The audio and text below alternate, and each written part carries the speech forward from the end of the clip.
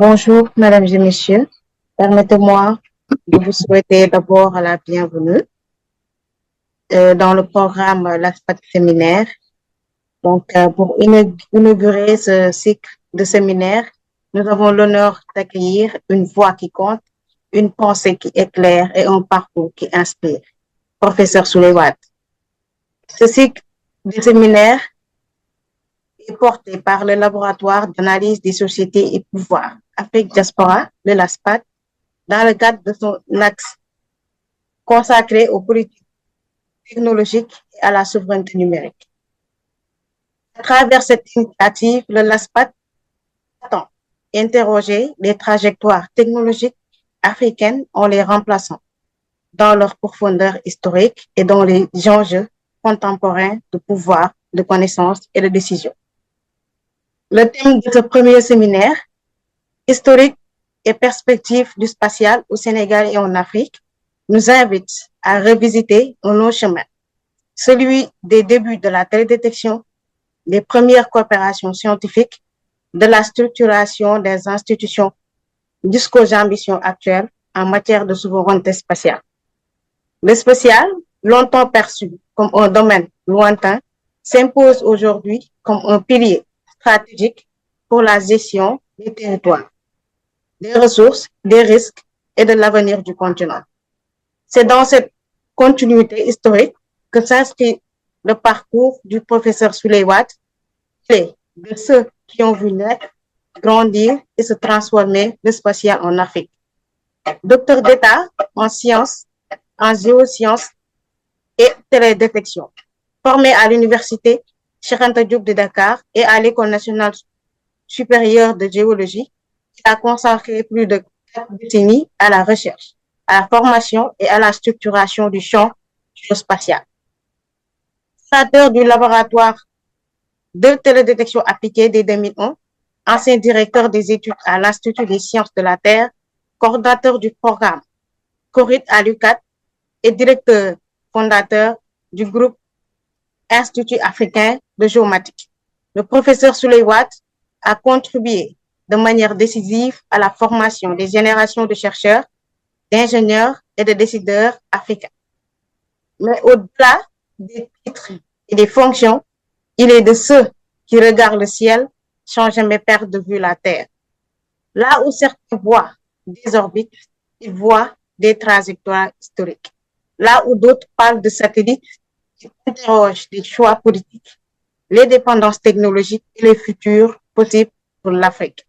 Sa parole nous invite à dépasser l'émerveillement pour entrer dans la lucidité, à penser le spatial comme une mémoire en construction, mais aussi comme une promesse, celle d'une Afrique actrice, consciente de son histoire, maîtresse de son avenir.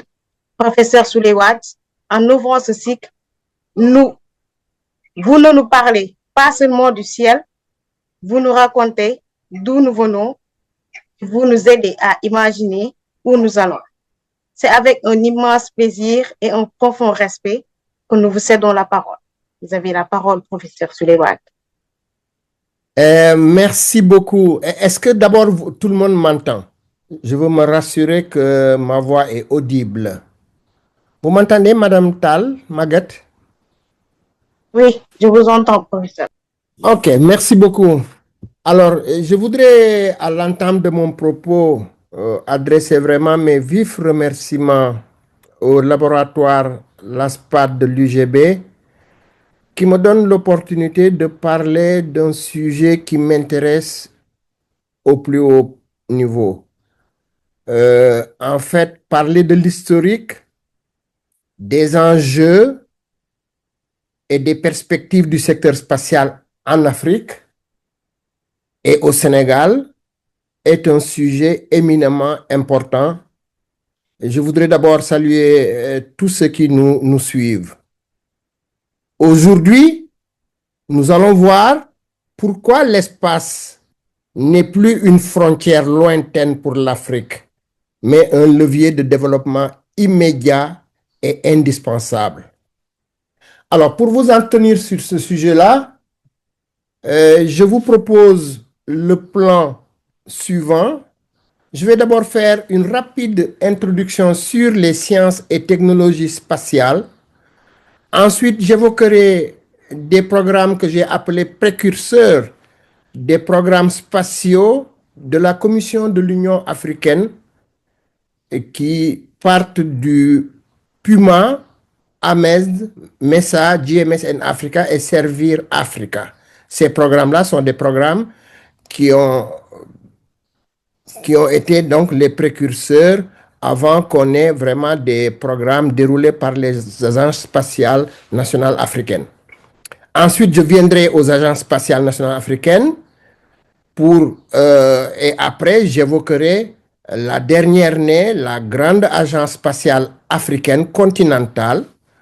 Je parlerai ensuite du Sénégal, de son agence spatiale, l'agence sénégalaise d'études spatiales. Et ensuite, je parlerai des enjeux du spatial en Afrique. Les enjeux scientifiques, les enjeux technologiques et les enjeux stratégiques.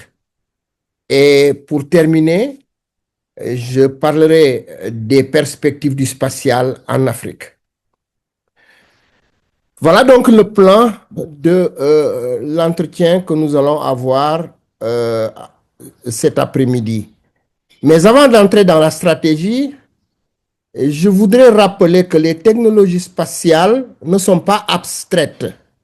Elles sont le moteur invisible de notre quotidien, de la géolocalisation de nos transports à la connectivité de nos villages les plus reculés. Les technologies spatiales sont des outils importants pour garantir l'utilisation durable des ressources terrestres, marines et environnementales. Alors, elles comprennent ces technologies-là, les satellites de navigation et de positionnement, qu'on appelle en anglais Global Navigation Satellite Systems, GNSS. Les technologies spatiales comprennent également les satellites de télécommunication. Elles comprennent les satellites, les sciences spatiales et l'astronomie. Et enfin, elles comprennent les satellites de télédétection.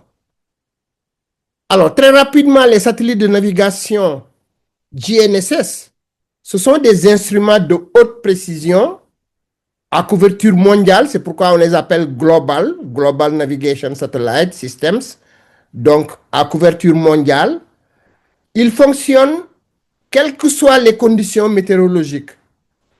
Et parmi ces satellites de navigation, on distingue le fameux GPS américain, qui est très connu, le satellite de navigation qui est moins connu, le GLONASS russe. Il y a aussi le Galileo européen. Et enfin, il y a le Beidou chinois. Alors, les satellites de navigation nous valent l'objet de nombreuses applications en transport aérien, bien sûr. Sans GPS, vous ne pouvez pas faire du transport aérien. Vous ne pouvez pas non plus faire du transport maritime. On utilise aussi les GPS pour faire du transport terrestre. On les utilise pour la cartographie, l'agriculture de précision, la gestion des réseaux d'énergie et de télécommunications, l'alerte précoce aux catastrophes et réponse aux situations d'urgence. Alors, GPS et GLONASS, le satellite de navigation américain et russe, sont utilisés pour la géolocalisation des navires de pêche, des véhicules de transport de marchandises, de matières dangereuses et même d'animaux sauvages à qui on attache des colliers pour, en tout cas, les traquer et assurer leur monitoring. Les satellites de navigation sont également utilisés pour la mesure de la température et de l'humidité atmosphérique, qui sont des données importantes pour comprendre le climat et la météo mondiale. Maintenant, venons-en aux satellites de télécommunication qui assurent la transmission d'informations d'un point à un autre sans qu'on ait besoin de réseaux de communication terrestres, puisque ici, c'est les satellites qui font le boulot. Ces satellites-là de télécommunication nous permettent de nous connecter à des populations dans des endroits très éloignés Ils nous permettent de nous connecter à des navires en haute mer, à des localités où les infrastructures terrestres ont été endommagées par un tremblement de terre, par exemple. Ils nous permettent d'assurer un appui à l'amélioration de l'éducation. Je veux parler du téléenseignement, mais aussi de l'amélioration de la santé. Je veux parler de la télémédecine. Ces satellites nous permettent de faire de la recherche et de diffuser de l'information à travers l'Internet. Sans ces satellites-là de télécom, on n'aurait pas pu faire cette réunion en ligne, ce séminaire en ligne. Et enfin, les transactions bancaires ne seraient pas possibles sans les satellites de télécommunication. Il y a les sciences spatiales et l'astronomie qui assurent la transmission d'informations d'un point à un autre. Non, il y a les sciences spatiales et l'astronomie. Et enfin, il y a les satellites de télédétection. Les satellites de télédétection assurent une couverture mondiale pour étudier des phénomènes globaux comme la circulation océanique, le climat, la déforestation, le monitoring de zones éloignées, difficiles d'accès ou dangereuses.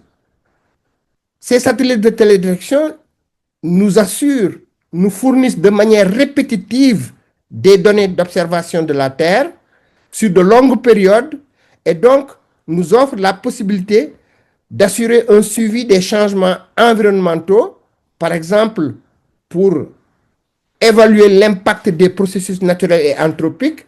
Ils nous permettent également de faire de la modélisation de l'évolution de tendances observées, notamment la désertification. Alors, les satellites de télédétection fonctionnent avec une vitesse d'acquisition de données et nous permettent de gérer les interventions dans les régions frappées par des catastrophes, dans les régions frappées par des tremblements de terre, des inondations, des feux de forêt, etc. Alors, l'avantage de ces satellites de télédétection, c'est que ils nous fournissent des données à des faibles coûts. En effet, les données de ces satellites peuvent être utilisées pour de nombreuses applications pendant leur durée de vie. À long terme, les coûts de lancement et d'opération de ces satellites sont donc amortis par les services fournis. Alors, les données qu'ils nous fournissent sont des données cohérentes. Qu'est-ce que ça veut dire? Ça veut dire que les données qu'ils nous fournissent ce sont des données acquises par un même capteur sur un même satellite et ces données sont collectées de la même manière. Donc, on parle de données cohérentes. Et cela, la cohérence de ces données-là, facilite la détection de changements subtils de l'utilisation des terres sur de longues périodes. Donc, voilà en guise d'instruction les technologies. Maintenant, venons-en aux programmes qui ont devancé en Afrique la plupart des agences spatiales, des programmes des agences spatiales nationales, que j'ai appelés donc les programmes précurseurs qui ont été mis en œuvre par la Commission de l'Union africaine. Alors, ces programmes-là, il y a un premier groupe que je vais lister, c'est les programmes PUMA, AMES, MESA, GMS and Africa. Ce sont des programmes qui sont déroulés en partenariat avec l'Union européenne. Je parlerai ensuite d'un autre programme précurseur qu'on appelle Servir Africa, déroulé en partenariat avec la NASA et l'USAID. Alors, ces programmes-là constituent en fait la colonne vertébrale historique du spatial en Afrique. Ils illustrent une stratégie de montée en puissance progressive parce que, comme on va le voir, on va passer de la simple réception de données météo avec le programme PUMA à une gestion souveraine de l'environnement par les Africains, pour les Africains, avec le programme GMS and Africa. Le programme PUMA, c'est un programme qui a été mis en œuvre de 2001 à 2006. C'est le programme, il visait à permettre aux services météorologiques africains d'accéder aux données des satellites européens EUMETSAT. Alors, 53 pays africains ont eu à bénéficier de stations de réception de données météorologiques grâce à ce programme PUMA. L'autre impact de ce programme, c'est que pour la première fois, l'Afrique pouvait anticiper les événements climatiques extrêmes de manière autonome. Donc ça, c'est vraiment le premier programme, 2001-2006, le programme PUMA. Le second programme, c'est le programme AMEZ. Le programme AMEZ a été déroulé de 2007 à 2013. AMEZ veut dire African Monitoring of Environment for Sustainable Development. Donc, suivi de l'environnement pour le développement durable, de l'environnement africain pour le développement durable.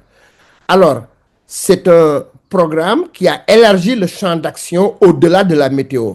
On a dit donc, PUMA, c'était essentiellement des données météo. Ici, ce programme-là va au-delà de la météo avec comme objectif d'utiliser les données spatiales pour la gestion des terres, de l'eau et des ressources marines. L'innovation ici, c'est que ce programme a permis de créer des centres thématiques régionaux, notamment au Sénégal pour l'agriculture, au Kenya pour les ressources naturelles. Troisième programme précurseur, MESA, déroulé de 2013 à 2017, toujours par la Commission de l'Union africaine. MESA veut dire Monitoring of Environment and Security in Africa. Donc le suivi de l'environnement et de la sécurité, la surveillance de l'environnement et de la sécurité en Afrique.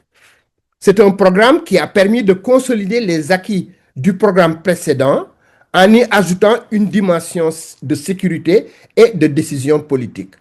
Le bilan, c'est ce programme-là a permis de former plus de 1800 experts africains. Et le résultat concret, c'est la mise en place de services opérationnels comme l'alerte aux inondations et le suivi des feux de brousse utilisés directement par les décideurs. Quatrième programme précurseur déroulé par la Commission de l'Union africaine, c'est le programme dénommé GMS in Africa. Ce programme a été déroulé de 2018 et en 2026, il est toujours en cours. Alors, GMS in Africa, GMS veut dire Global Monitoring for Environment and Security for Africa. Alors, GMS in Africa, parce que il y a eu GMS pour l'Europe. Et donc, quand on l'a appliqué, mise en œuvre en Afrique, on y a ajouté en Africa. Alors, ce programme est un projet phare de la coopération entre l'Union africaine et l'Union européenne. En 2026, il est en phase 2 et c'est un programme qui permet d'assurer la souveraineté. Contrairement au programme précédent, il est entièrement dirigé par la Commission de l'Union africaine. Ces domaines d'action en 2026 comprennent la gestion de l'eau et des ressources naturelles, le suivi des niveaux des fleuves, notamment dans le bassin du Congo et le Nil, et la lutte contre la désertification. C'est un programme aussi qui permet en tout cas de surveiller la pêche illégale et l'érosion côtière dans le golfe de Guinée et dans l'océan Indien. Et donc, ça, ce sont des applications marines et côtières. Alors, c'est un programme qui a permis d'engager le secteur privé. En effet, GMS in Africa soutient des startups africaines qui transforment les données satellitaires en applications mobiles, notamment pour les agriculteurs. Alors, l'évolution stratégique de ces programmes-là, c'est que, pour en parler, il faut d'abord dire que l'Afrique n'est pas partie de rien. Regardez cette trajectoire. En 25 ans, l'Afrique est passée du statut de simple spectateur avec le programme PUMA à celui de leader copropriétaire de nos données avec le programme GMS in Africa. Alors, le programme maintenant, Servir Africa. Servir Africa, je l'ai dit tantôt, c'est un programme mis en œuvre avec la coopération américaine, l'USAID et la NASA. Servir Africa, donc, a la prétention, a l'ambition d'être une initiative majeure qui connecte l'espace au village. C'est un programme qui aide les pays en développement à utiliser les données satellitaires pour relever des défis environnementaux critiques. En 2026, Servir Africa est dans une phase de maturité avancée, particulièrement avec sa deuxième phase et son hub pour l'Afrique de l'Est et l'Australie, et l'Afrique de l'Est et l'Afrique australe. Alors, le programme fonctionne via des hubs régionaux qui regroupent des experts locaux et des institutions de référence.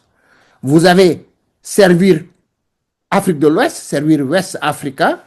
Vous avez Servir Eastern and Southern Africa pour l'Afrique de l'Est et l'Afrique australe. Et donc, en Afrique de l'Ouest, Servir West Africa est basé au Mali, au niveau de l'ICRISAT, et au Sénégal, au niveau du Centre de suivi écologique. Servir West Africa couvre des pays comme le Nigeria, le Ghana, le Niger et le Sénégal. Quand on va maintenant en Afrique de l'Est et en Afrique australe, Servir Eastern and Southern Africa est basé au Kenya, au sein du RCMAD, le Regional Center for Mapping of Resources for Development, qui est donc une institution de télédétection, de cartographie qui est basée au Kenya, à Nairobi. Alors, les 4 piliers maintenant stratégiques de Servir Africa en 2026, ce sont la sécurité alimentaire et l'agriculture, le suivi de l'état des cultures, la prévision des récoltes et la détection précoce des invasions de cruauté, évidemment avec des données d'observation de la Terre, des données de télédétection. Un autre pilier, c'est les ressources en eau et les catastrophes naturelles. Ici, Servir Africa développe des systèmes d'alerte précoce pour les inondations et la gestion des ressources hydriques partagées. Troisième pilier stratégique de Servir West Africa en 2026, c'est un pilier météo et climat qui permet d'améliorer les modèles climatiques pour aider les gouvernements à s'adapter au changement climatique. Et enfin, un 4e pilier de Servir West Africa, Servir West Africa, c'est l'occupation des sols et des écosystèmes. Avec ce programme donc, on assure la surveillance de la déforestation, la gestion des feux de brousse et le suivi de l'urbanisation galopante. Alors, si l'on regarde de plus près, des programmes comme Servir illustrent parfaitement cette volonté de connecter l'espace au village en transformant des algorithmes complexes en décisions agricoles, notamment donc en décisions agricoles concrètes sur le terrain. Donc voilà un certain nombre de programmes précurseurs. Maintenant, on va arriver aux agences spatiales nationales africaines. En 2026, le paysage des agences spatiales nationales en Afrique a radicalement changé. On assiste à une institutionnalisation sans précédent. Le continent africain compte désormais plus de 20 agences nationales actives, coordonnées par une agence fédératrice, une structure fédératrice. Nous allons faire un tour d'horizon de ces agences-là pour voir leurs priorités en 2026. Parlons d'abord de l'agence fédératrice, l'agence spatiale africaine, qui est en quelque sorte le chef d'orchestre de toutes les agences spatiales nationales. Cette agence-là a été officiellement inaugurée en avril 2025 et son siège se trouve au Caire, en Égypte. L'agence spatiale africaine est devenue opérationnelle à 100% au début de 2026. Sa mission principale, c'est de coordonner les politiques spatiales nationales pour éviter les doublons coûteux. Son projet phare, c'est la mise en place d'une constellation africaine de satellites partagés pour l'observation de la Terre, permettant aux pays qui n'ont pas de satellites d'accéder à des données souveraines. Alors, maintenant, les, les agences spatiales nationales africaines. En 2025, en 2025, on pouvait distinguer ce qu'on appelle le Big Five. Le Big Five, ce sont ces 5 agences spatiales nationales africaines les plus importantes. C'est l'agence spatiale de l'Égypte, Egypt Spatial Agency. Et en 2026, cette agence spatiale-là, son objectif, c'est de consolider la cité spatiale du Caire et d'assurer un succès aux satellites SPNex dont la vocation est d'étudier le placement et le climat. Donc ça, c'est l'agence spatiale de l'Égypte. Il y a une agence spatiale au Nigeria qui s'appelle Nasr DA. Cette agence spatiale-là assure aujourd'hui la modernisation de la flotte de satellites nigériane, Nigeria Sat, et prépare un programme de vol habité à l'horizon 2030. Il y a en Afrique du Sud l'agence spatiale sud-africaine qui s'appelle SANSA, qui est leader en ingénierie et en recherche spatiale et qui est un partenaire clé du projet de radiotélescope SKA. Il y a quatrième agence. Quatrième agence, c'est l'agence spatiale de l'Algérie, ASAL, qui assure l'extension de la couverture Internet via la série Alcomsat et la surveillance environnementale. Il y a enfin au Maroc le CRTS qui fait office d'agence spatiale, le Centre royal de télédétection spatiale qui assure une utilisation intensive des satellites Mohamed 6A et Mohamed 6B pour la cartographie et la sécurité.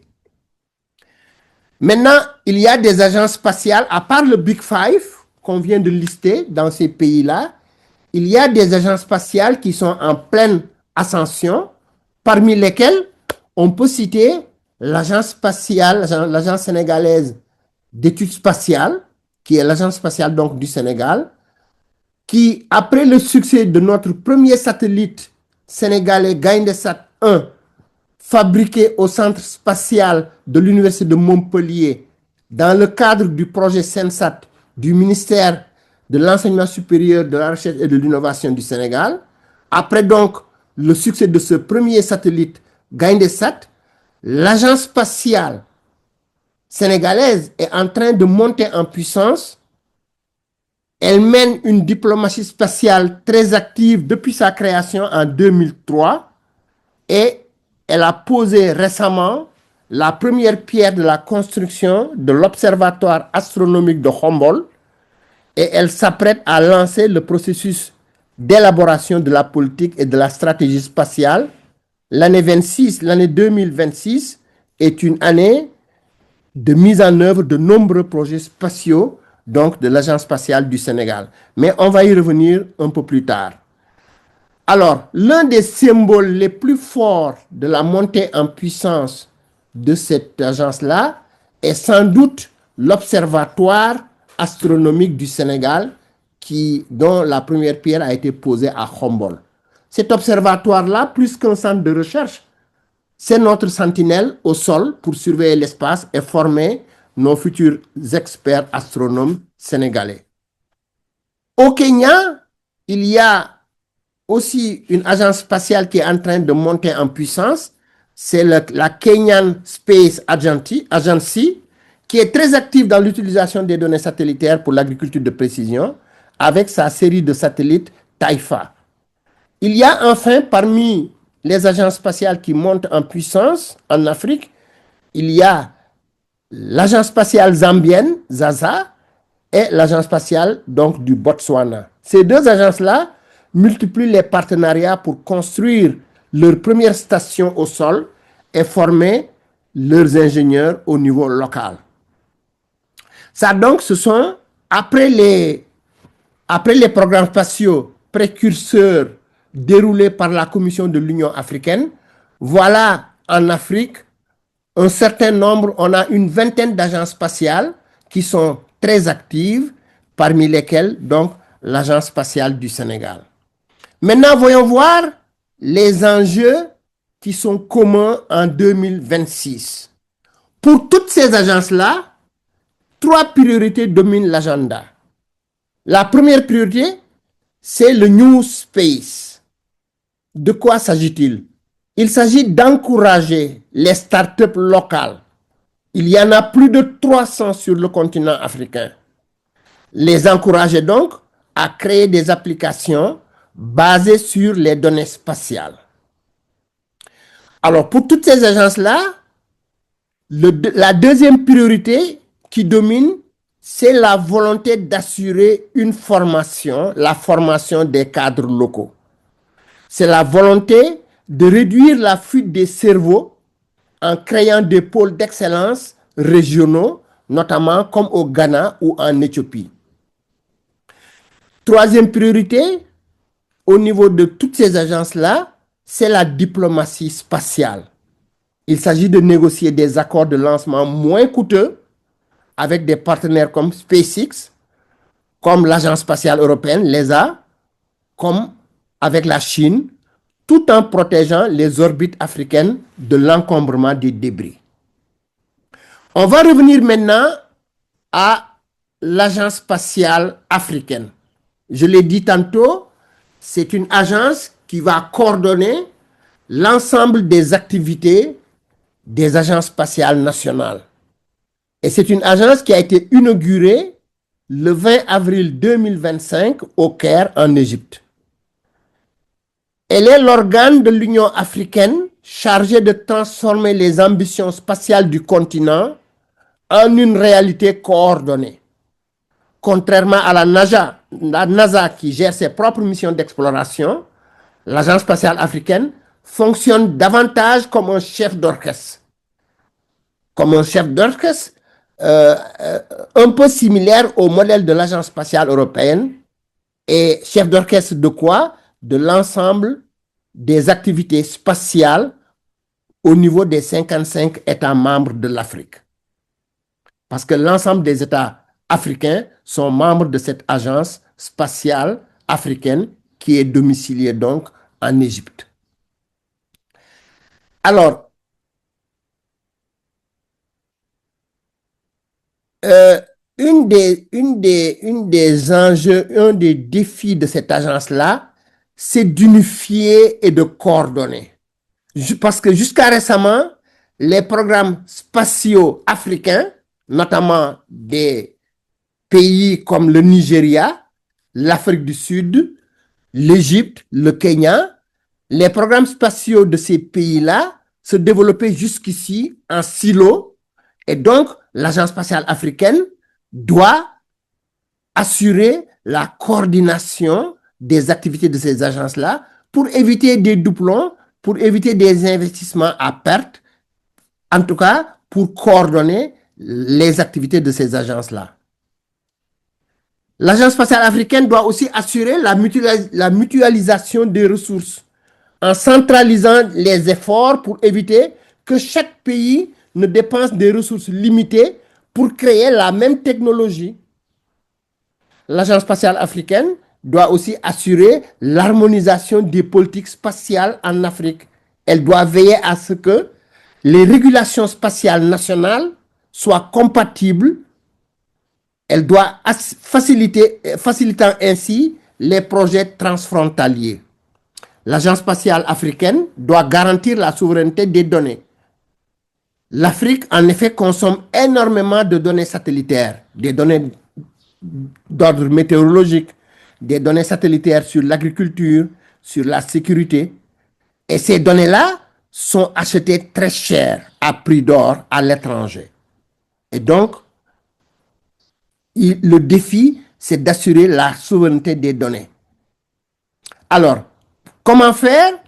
En mettant en place une banque de données commune.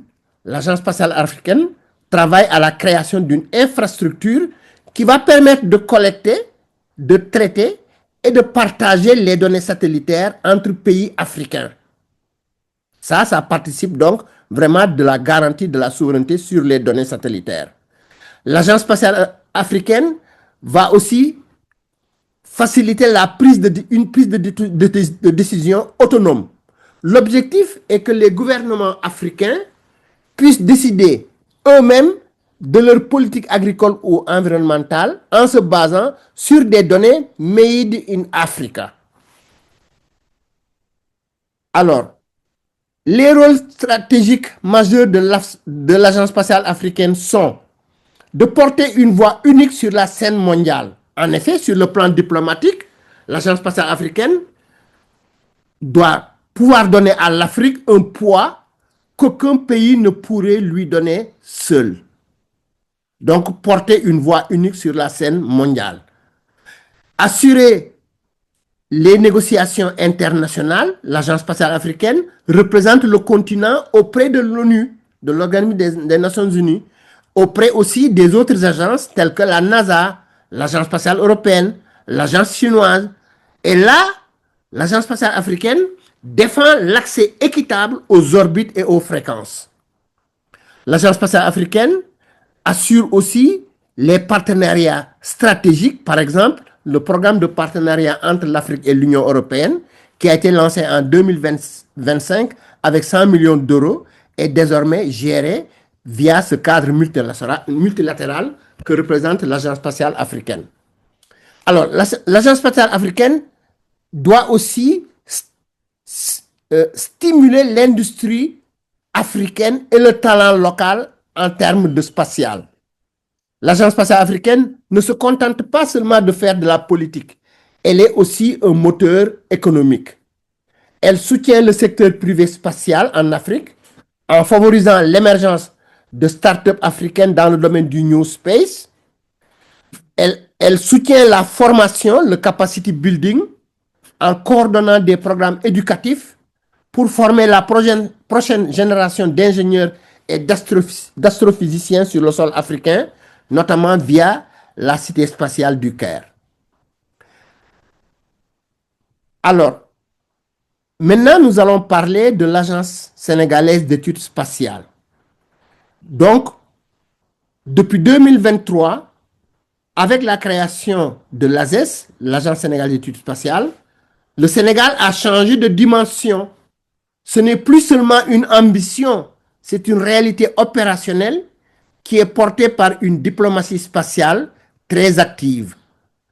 L'ASES, l'Agence spatiale du Sénégal, est l'instrument de conception et de mise en œuvre de la politique et de la stratégie nationale d'études, de recherche, de formation, de promotion et de développement de l'activité spatiale. L'agence a été créée par décret numéro 2023-754 du 29 mars 2023 et ce décret-là porte création et fixe les règles d'organisation et de fonctionnement de l'agence. Je ne vais pas dérouler les 16 points de mission de l'Agence spatiale du Sénégal. Je vais simplement dire que ces 16 points de mission peuvent être découpés en 3 grands groupes.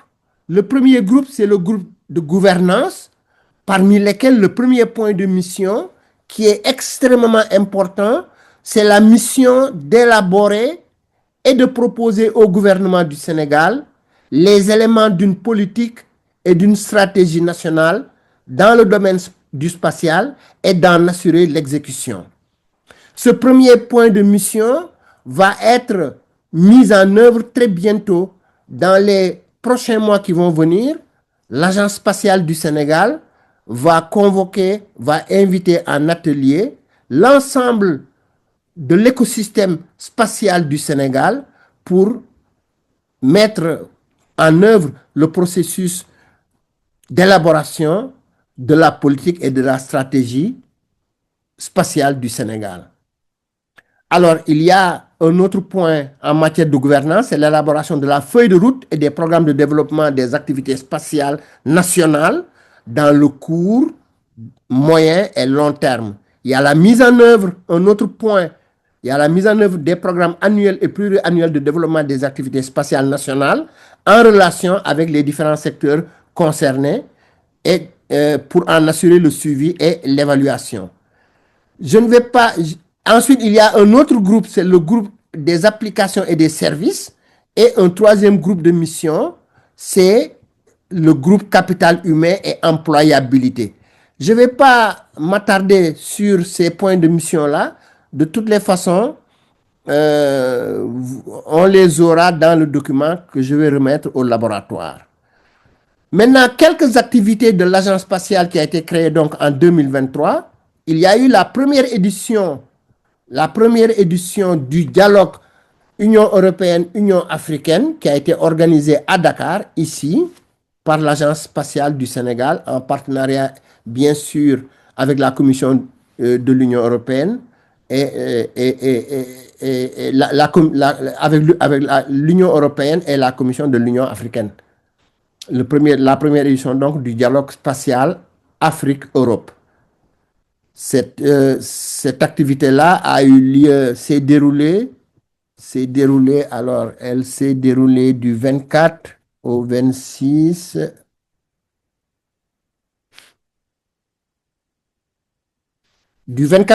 octobre 2023 au King Fahd, donc à Dakar. Alors, du 6 au 13 mai 2025, l'Agence spatiale a organisé le spatial levier de développement durable.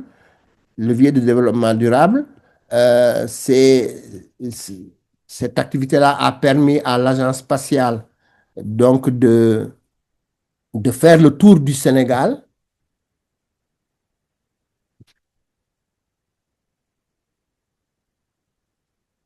Excusez-moi, voilà, de faire le tour du Sénégal dans le cadre donc du projet Scène spatiale.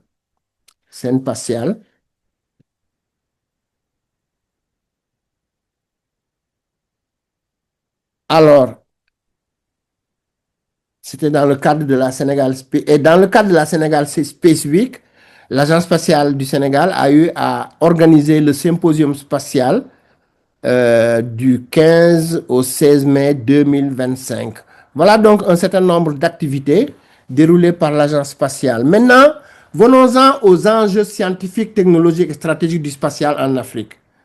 L'Afrique est passée du statut de terre d'observation par les satellites étrangers au statut, aujourd'hui, d'acteur de la scène spatiale mondiale. Nous avons identifié 4 enjeux scientifiques qui sont les véritables moteurs de cette transformation. Le premier enjeu, c'est l'observation de la Terre et la gestion climatique. C'est sans doute l'enjeu le plus vital. En effet, l'Afrique est particulièrement exposée aux effets du changement climatique et la science spatiale permet de modéliser les impacts du changement climatique avec précision. Et il y a des applications notamment en agriculture intelligente, en gestion des ressources hydriques, en prévention des catastrophes. Donc, premier enjeu, l'observation de la Terre et la gestion climatique. Deuxième enjeu scientifique, c'est l'astronomie et l'astrophysique. Grâce à son ciel pur et ses vastes zones peu habitées, l'Afrique est un laboratoire naturel pour l'étude de l'univers. Nous avons le projet SCA qui est co-hébergé par l'Afrique du Sud, où on va retrouver le plus grand radiotélescope au monde. Il va permettre d'étudier les premières étoiles et de tester les théories de la relativité d'Einstein dans des conditions extrêmes. Il y a un autre projet astronomique, c'est le projet HESS en Namibie. C'est un réseau de télescopes qui est une référence mondiale pour l'étude des rayons gamma de très haute énergie, permettant de comprendre les phénomènes les plus violents du cosmos, notamment les trous noirs, les supernovas, etc. Il y a l'Observatoire astronomique du Sénégal, dont la première pierre a été posée par l'Agence spatiale du Sénégal le 13 novembre 2025 à Khombol, dans la région de Thiès.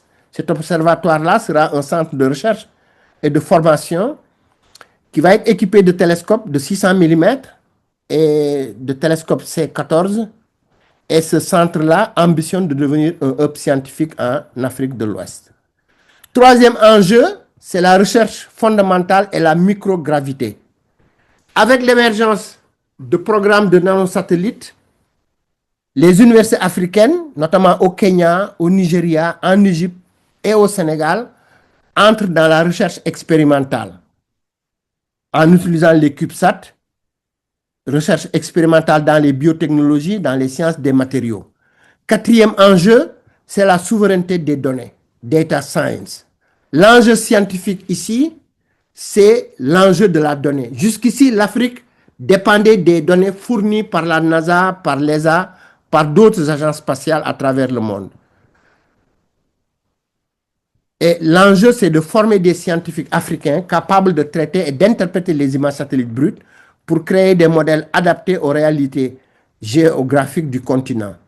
Un autre enjeu, c'est la standardisation, la création de protocoles de recherche communs via l'Agence spatiale africaine pour harmoniser les collectes scientifiques à l'échelle continentale.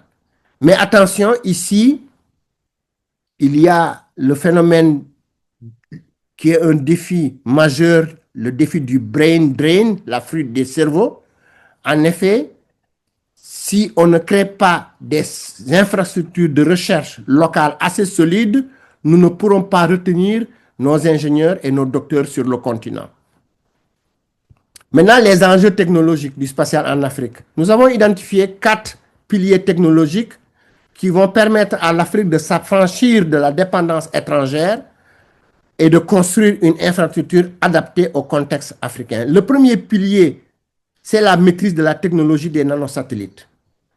En fait, ça, c'est la porte d'entrée technologique privilégiée du continent. Pourquoi?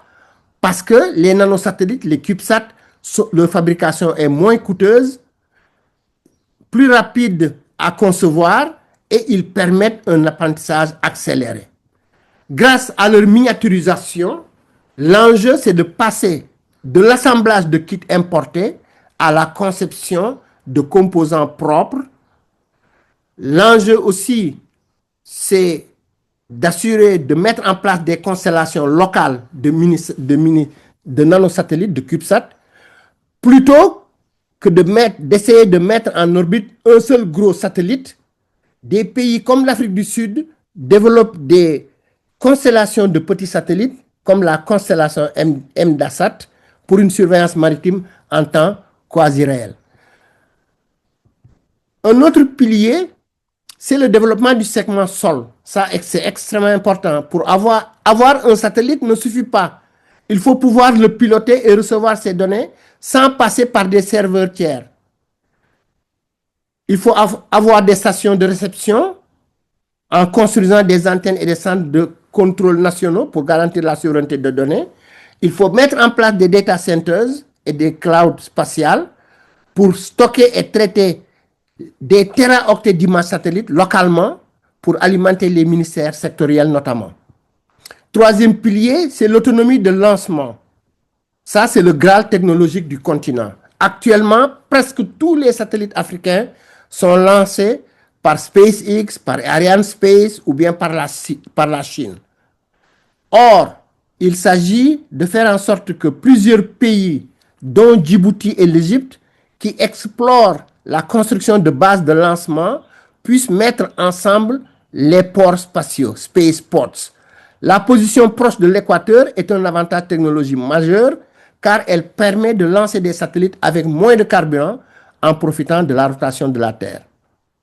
Il y a les micro-lanceurs. L'enjeu ici n'est pas de construire des fusées géantes, mais des petits lanceurs adaptés aux charges légères des CubeSats. Quatrième pilier, c'est l'intégration de l'intelligence artificielle et de l'IoT. La technologie spatiale ne vit plus seule. Elle s'hybride avec les révolutions numériques. L'IA géospatiale permet de développer des algorithmes capables de détecter automatiquement via l'imagerie satellitaire, notamment l'avancée de la déforestation ou l'urbanisation sauvage. Le couplage des données des satellites avec l'Internet des objets permet de connecter des capteurs au sol qu'on peut placer sur des pipelines pour les surveiller, qu'on peut placer sur des forages d'eau. Et c'est le couplage satellite Internet des objets permet d'assurer une connexion là où la 4G ou bien la 5G ne passe pas. Les enjeux stratégiques du spatial en Afrique. Les enjeux stratégiques, on en a dénombré 4 environ, 4. Le premier enjeu stratégique, c'est la souveraineté numérique et la sécurité. Pour de nombreux États africains, posséder ses propres infrastructures satellitaires n'est plus un luxe, mais une nécessité de souveraineté.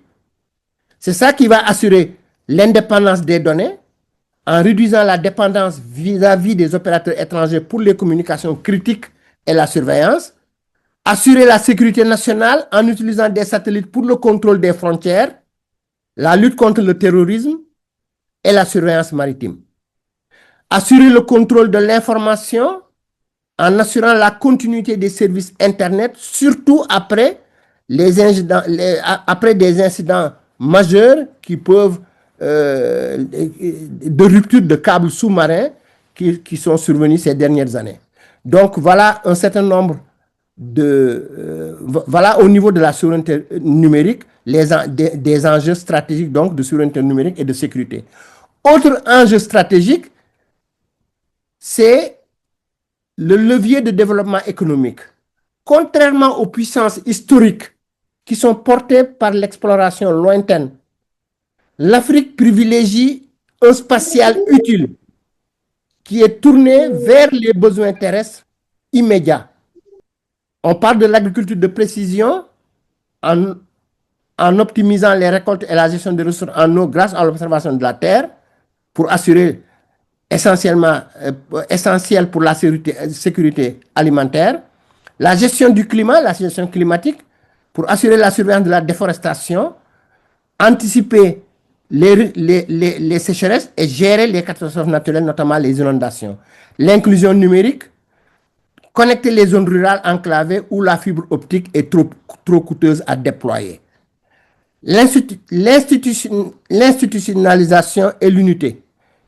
L'Agence spatiale africaine, dans cette année 2025-2026, marque un tournant dans son opérationnalisation. Parce que cette agence est en train de créer un cadre réglementaire commun pour attirer les investissements privés. Elle est en train de mutualiser les coûts pour permettre aux petites nations d'accéder aux données spatiales sans avoir à lancer leur propre satellite grâce à une constellation continentale. L'agence est en train aussi d'assurer une diplomatie spatiale pour ne parler que d'une seule voix face aux grands tels que l'Europe, l'ESA, notamment l'Agence spatiale européenne, la NASA ou bien la Chine.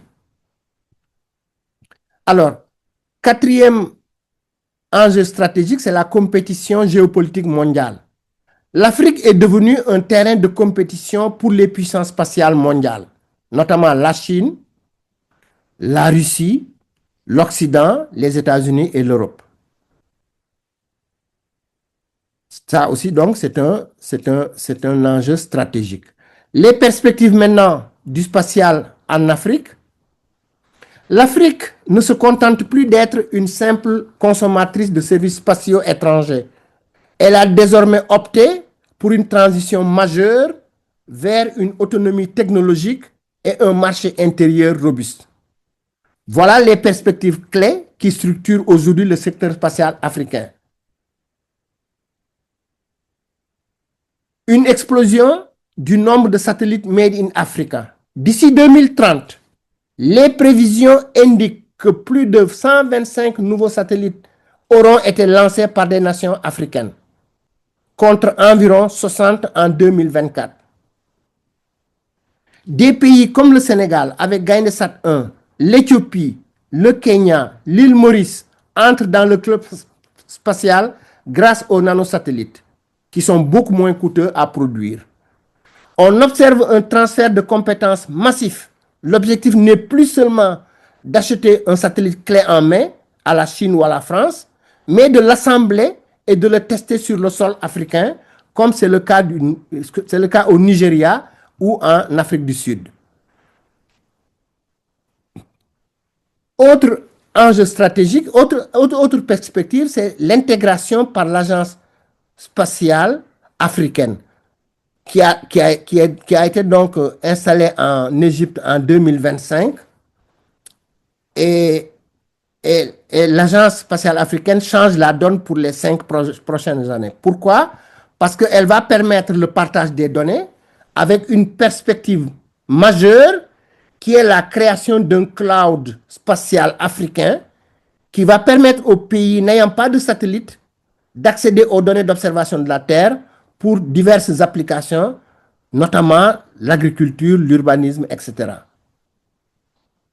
La donne aussi va être changée parce que l'Agence spatiale africaine va permettre d'assurer une coopération régionale et ce sera la fin des projets isolés et coûteux, l'avenir étant aux constellations partagées à l'échelle de l'Union africaine. Maintenant, parlons en termes de perspective du boom du New Space et du secteur privé. Le secteur spatial n'est plus l'apanage des gouvernements. En effet, plus de 300 entreprises privées opèrent désormais dans le spatial en Afrique. Avec des perspectives commerciales, le marché est en route pour dépasser les 22,6 milliards de dollars de valeur. Les services à valeur ajoutée, avec le développement de start-up spécialisées dans l'analyse des données par l'intelligence artificielle, appliquées à la prévision des récoltes, appliquées au suivi du bétail, à la gestion des mines, aux télécommunications par satellite pour combler les zones blanches Internet. L'émergence de ports spatiaux est aussi une perspective de ports spatiaux sur le continent. C'est l'un des plus grands débats stratégiques actuels. En effet, plusieurs pays étudient la possibilité de construire des bases de lancement en considérant l'atout géographique, notamment la proximité de l'équateur pour le Kenya et Djibouti, qui offre un avantage physique majeur pour les lancements parce que permettant d'utiliser la rotation de la Terre pour économiser du carburant. Il y a un projet djiboutien le projet de base de lancement à Djibouti en partenariat avec la Chine qui reste une perspective suivie de très près par les experts internationaux. Maintenant, les enjeux et les défis que nous devons relever. Dans le cadre réglementaire, beaucoup de pays africains n'ont pas encore de loi nationale sur l'espace, ce qui va freiner bien sûr l'investissement privé. Donc ça, c'est un défi à relever. Le défi du financement durable. La dépendance au financement extérieur, notamment au financement chinois, pose beaucoup de questions de dette et de souveraineté à long terme. Il y a aussi comme défi la fuite des cerveaux.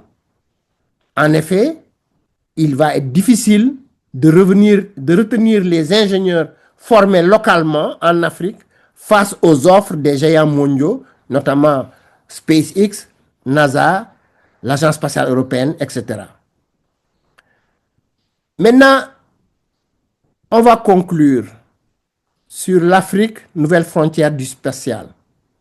Et en dressant cette conclusion, je voudrais donner 3 messages. Le premier message, c'est que l'Afrique n'est plus une simple terre d'accueil pour les technologies spatiales étrangères. Avec l'opérationnalisation de l'Agence spatiale africaine, des autres agences spatiales nationales et de l'Agence spatiale du Sénégal, qui rejoignent leurs précurseurs, le continent devient producteur de données, devient producteur de satellites, de CubeSat notamment, devient le continent producteur de savoir scientifique. Donc nous passons de la consommation à la production.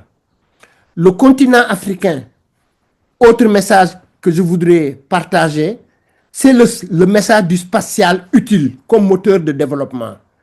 Ici, l'espace n'est pas une quête de prestige. C'est un outil de survie et de prospérité pour nourrir les populations.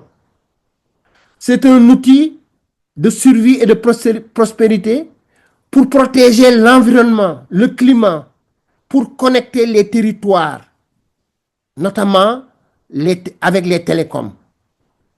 Troisième message que je voudrais partager, c'est que l'enjeu de 2026 est l'unité africaine en matière spatiale, une souveraineté partagée. Seule la mutualisation des ressources et des ports spatiaux permettra à l'Afrique de peser face aux géants mondiaux et de transformer le brain drain en brain gain. Donc, permettra de lutter contre la fuite des cerveaux. Voilà, je voudrais enfin faire une dernière citation pour boucler cette présentation. C'est qu'en 2026, l'espace qu'on considère être à 150 km, l'espace extra-atmosphérique, en 2026, l'espace n'est plus au-dessus de nous. Il est avec nous. Il est dans le champ du paysan à Khombol. Il est dans la pirogue du pêcheur de Saint-Louis. L'espace est dans le smartphone de l'étudiant de demain. L'Afrique a rendez-vous avec les étoiles, non pas pour fuir la Terre, mais pour mieux la gérer. Je vous remercie de votre aimable attention. Merci beaucoup. Merci, professeur. Nous vous remercions très sincèrement pour cette belle intervention d'une grande recherche intellectuelle. Votre parole a traversé l'histoire du spatial au Sénégal et en Afrique avec clarté et profondeur. Et elle ouvre des perspectives qui méritaient bien plus de temps et de silence attentif. Nous aimerions aimer prolonger ce moment d'écoute et de réflexion, mais le cadre temporel de ce séminaire nous impose d'avancer. Je me permettrai donc de poser quelques questions, vu que j'en ai beaucoup, mais bon, pour amortir les échanges avant d'ouvrir la discussion au public. Donc, je signale également aux participants qui peuvent laisser leurs questions au niveau du chat.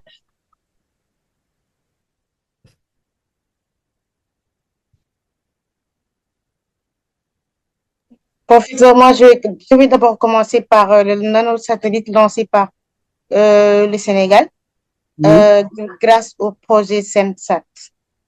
Est-ce qu'aujourd'hui, ce nanosat sénégalais marque-t-il, selon vous, d'une réelle autonomie spatiale ou il reste principalement une étape symbolique dans notre trajectoire technologique?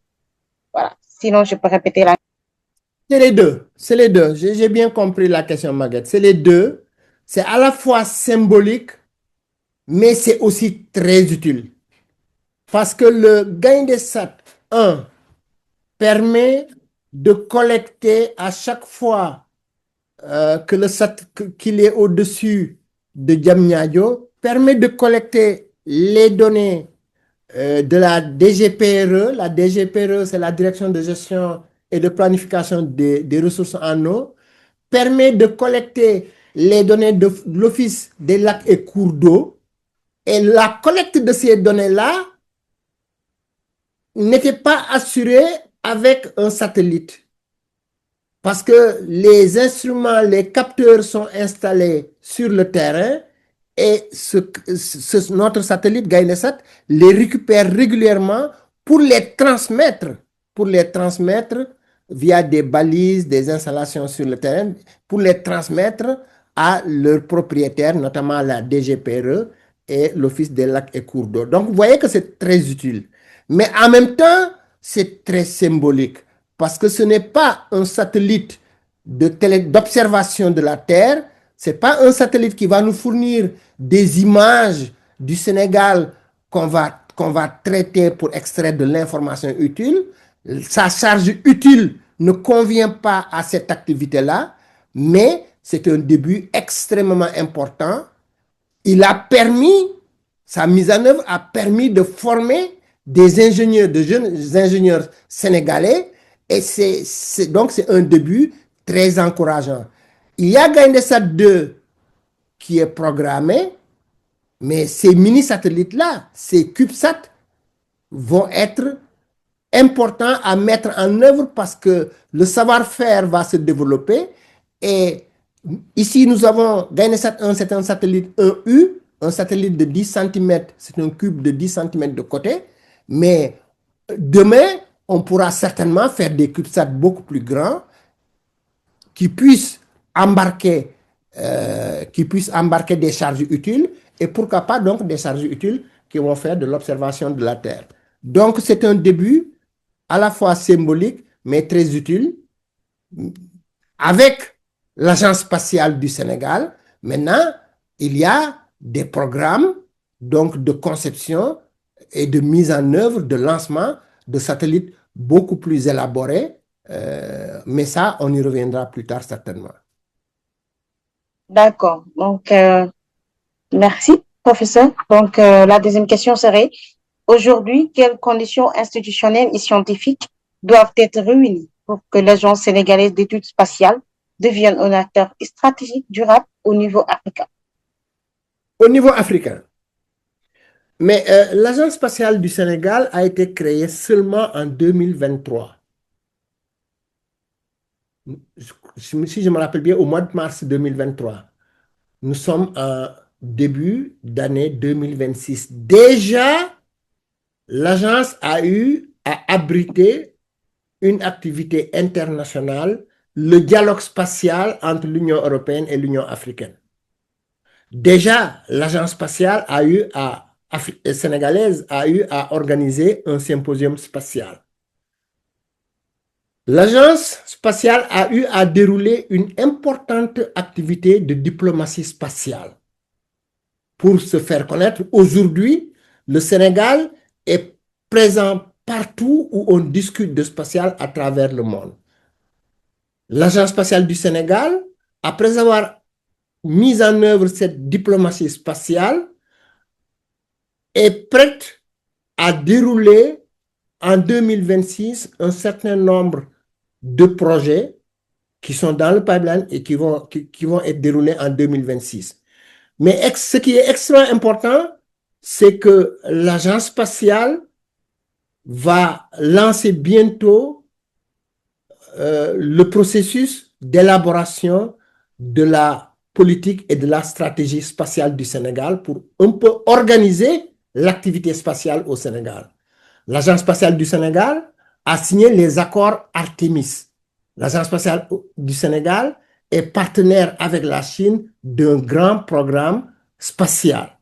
L'Agence spatiale du Sénégal a signé des accords avec l'Agence spatiale de la France, le CNES, et l'Agence spatiale du Sénégal va bientôt lancer le SCO du Sénégal, qui est l'Observatoire spatial du climat, parce que l'Agence spatiale du Sénégal est membre du SCO international, et très bientôt les acteurs vont être invités au lancement de l'Observatoire climatique spatial du climat au Sénégal. Donc, je pense que entre 2023 et maintenant, c'est beaucoup d'activités que l'agence a eu à développer et cela certainement va aller de l'avant.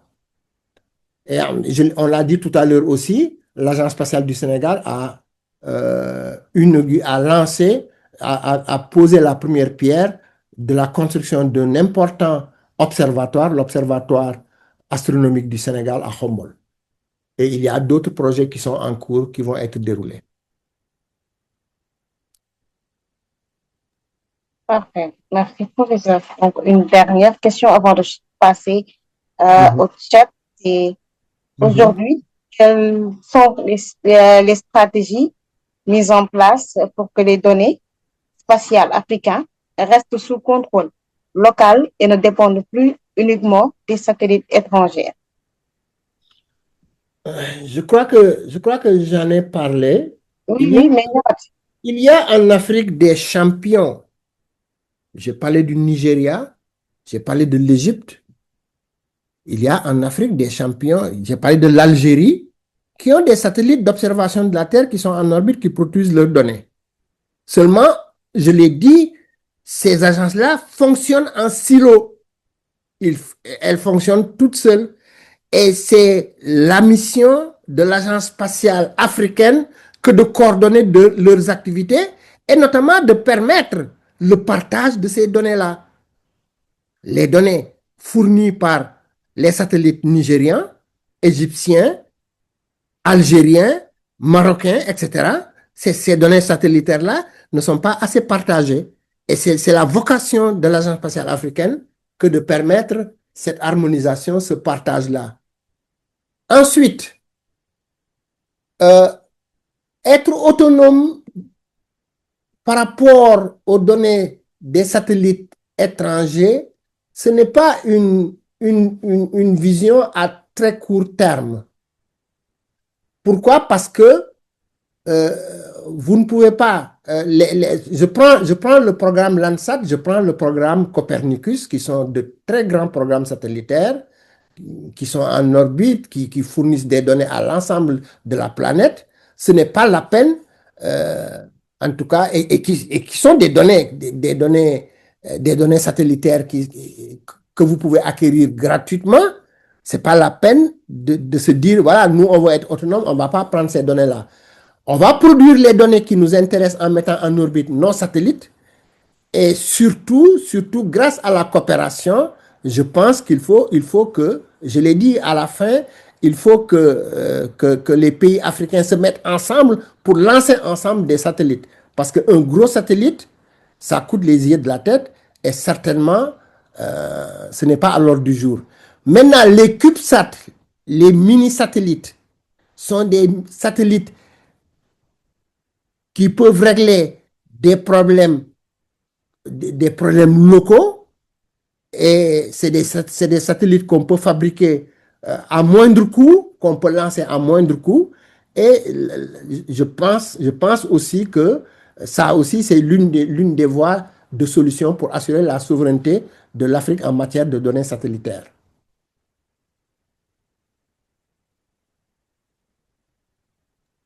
Merci, professeur. Merci. Donc, nous avons une question dans le chat. Donc, il dit, dans un contexte où de nombreux satellites étrangers couvrent le ciel africain et collectent d'énormes volumes de données sur notre territoire, ne risque-t-on pas de voir émerger une nouvelle forme de dépendance numérique et spatiale? Et il dit également quels mécanismes l'Afrique, et particulièrement le Sénégal, peuvent mettre en place pour protéger leurs données, leurs ressources et leur souveraineté dans cette ère du numérique et du spatial. L'espace extra-atmosphérique, c'est un espace où... Pardon? Non? Oui, oui. Nous vous écoutons. Je disais donc que l'espace extra-atmosphérique, c'est un espace où les satellites fonctionnent librement. C'est-à-dire que ce n'est pas comme un avion. Si vous prenez un avion et que vous survolez le Sénégal, vous devez avoir une autorisation de survol, n'est-ce pas? Quand vous mettez en orbite un satellite, vous ne demandez pas la permission de survoler un territoire. Vous vous mettez sur votre orbite et vous fonctionnez. En contrepartie, l'accès à ces données-là est autorisé à tout le monde. Ça veut dire quoi? Ça veut dire que les satellites qui sont en orbite, qui prennent des données sur l'ensemble du globe, mais vont acquérir des données aussi sur le Sénégal. Et je crois que la question, c'est de dire, voilà, comment on peut assurer la souveraineté de notre territoire quand des satellites sont en orbite et récupèrent des données sur notre territoire. Ça, je ne pense pas que ce soit une question qu'on peut solutionner. Ce qui est important, à mon avis, c'est de profiter de ces données-là pour les traiter, extraire des informations utiles pour les injecter dans nos politiques publiques, pour les injecter dans nos politiques publiques. Je crois que c'est ça qui est important. Maintenant, si on veut être souverain et autonome, On l'a dit, tout est mis en place. Il y a l'Agence spatiale africaine, il y a les agences nationales, il y a la coopération qu'il faut établir pour partager les données satellitaires sur l'Afrique, et ne plus dépendre des données des satellites étrangers. Je ne sais pas si j'ai répondu à cette question-là.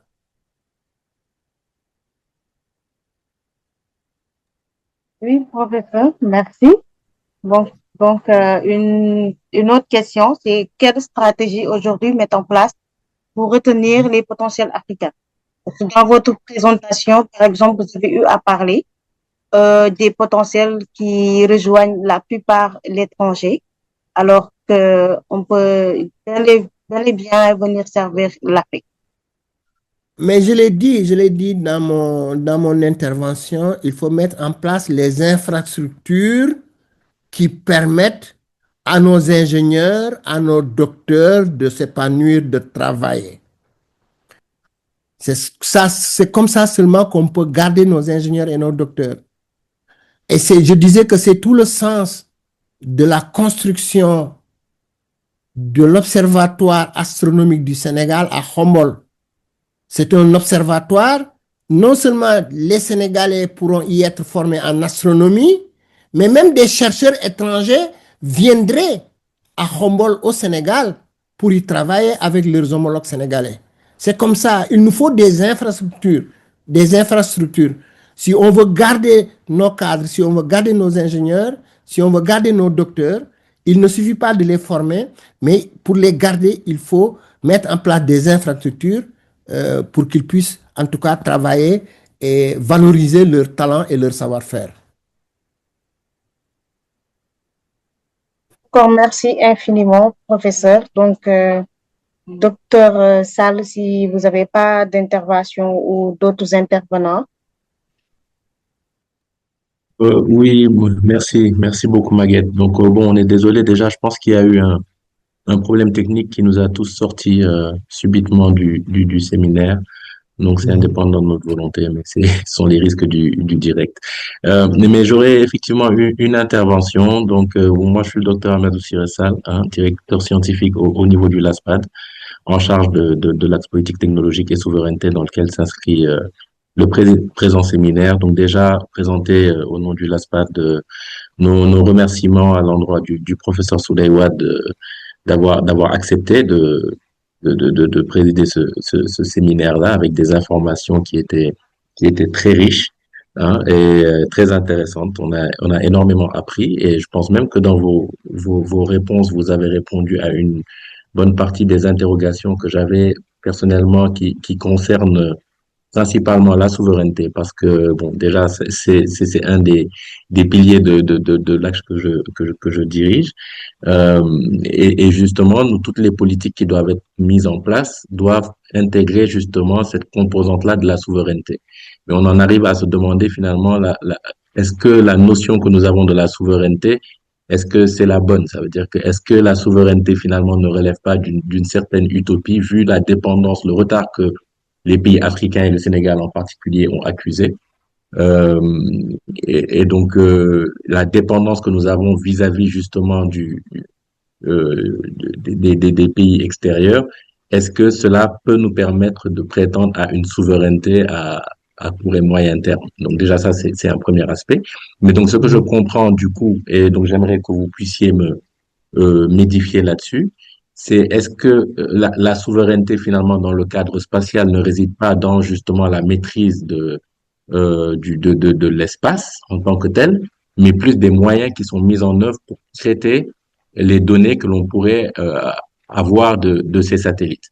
Donc, ce qui veut dire qu'en fait, on pourrait être souverain en prenant des données dans un satellite coréen ou autre, en fait, si je comprends bien. Ça veut dire que les satellites qui sont en orbite prennent des... Bon, après, on n'a pas justement la maîtrise sur ces satellites-là qui appartiennent à d'autres pays, forcément, d'où l'intérêt d'avoir, nous, nos propres satellites.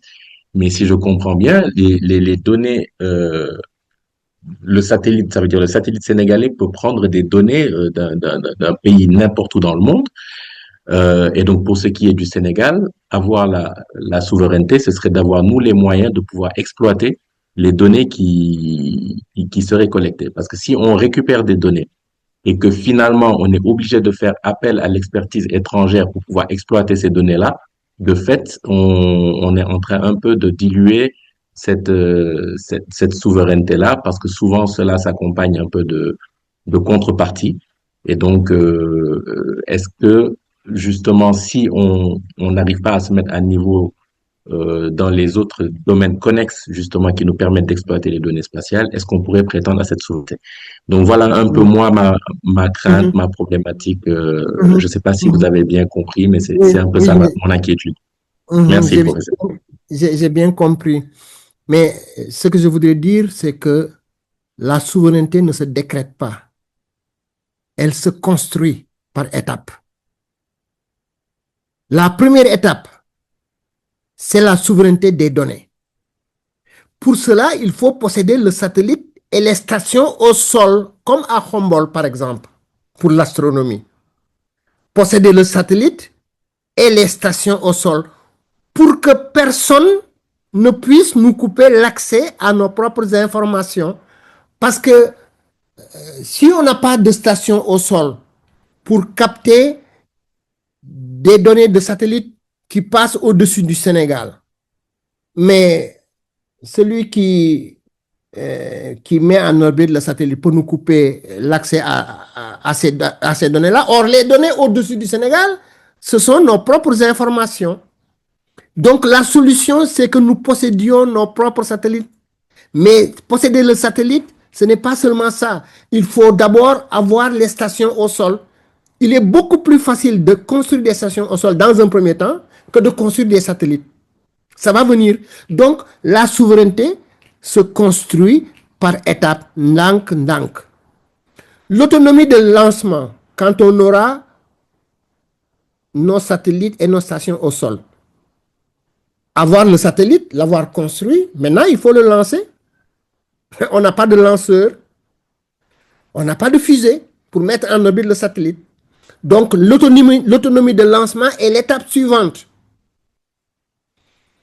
C'est pourquoi des projets de ports spatiaux à Djibouti ou au Kenya sont stratégiques. Mais ça, je parle à l'échelle africaine. Parce que le Sénégal ne va pas construire sa fusée de lancement, le Mali, la Côte d'Ivoire, le Congo, le Gabon, etc. Il nous suffit d'avoir un ou deux sites de lancement en Afrique sous forme de ports spatiaux, notamment les projets de ports spatiaux à Djibouti au Kenya. Là, c'est stratégique. Là, on a réglé le problème. Parce que ces projets-là visent à boucler la boucle de l'indépendance technologique.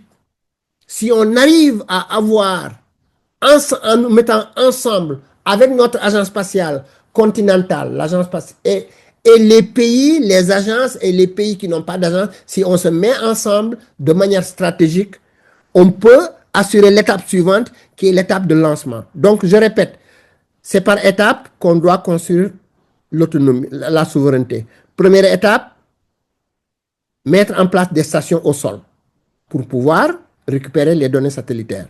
Deuxième, dans la même étape, posséder le satellite, avoir un satellite, construire des satellites. Et ensuite, deuxième étape, c'est l'autonomie de lancement. Maintenant, en attendant que tout ceci soit en place, le satellite Landsat ou le satellite Sentinelle de Copernicus qui est au-dessus du Sénégal, qui a pris des données sur le Sénégal, des données, supposons en ce moment-là, il y a eu des inondations. Mais nous, si on sait traiter ces données-là, on va récupérer gratuitement les données de ce satellite américain ou européen. On va récupérer les données gratuitement, on va les traiter pour gérer notre problématique d'inondation en attendant d'avoir nos propres satellites et nos propres données. Parce que c'est des données qui sont collectées au-dessus de notre territoire. Donc, vous voyez ce que je veux dire. Les satellites, vous ne pouvez pas leur dire, si vous passez au-dessus du Sénégal, ne collectez pas de données. Par contre, ils ne peuvent pas dire aussi, oui, j'ai pris des données sur le Sénégal, mais je ne les livre pas au Sénégal. Ils sont obligés de nous livrer ces données-là si on en a besoin. Et donc, c'est ça. La souveraineté, c'est très bien. C'est très bien. Mais il faut qu'on la construise. Et maintenant, on est en mesure de la construire, cette souveraineté-là. Parce qu'on a une grande agence spatiale au Caire. On a des agences qui sont des champions au Nigeria, en Afrique du Sud, en Égypte. Ce sont des agences qui sont des champions. On a de petites agences qui viennent de naître. On a des pays qui n'ont pas d'agence. Mais grâce à l'agence spatiale continentale, mettons-nous ensemble, parce que cette agence va coordonner nos activités, mettons-nous ensemble, faisons certaines choses ensemble, parce qu'ensemble, on va plus loin. Seul, on va très vite, mais c'est ensemble qu'on va plus loin. Donc, moi, c'est ce que je veux dire, je peux dire sur cette question de souveraineté des données.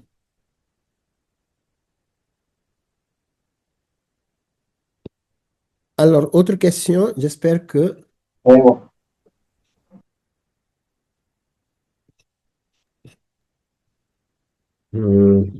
Maguette, est-ce que tu es là? Oui, docteur, je suis là. Merci Je pense encore. que vous avez dû perdre peut-être des questions dans le chat, je pense aussi.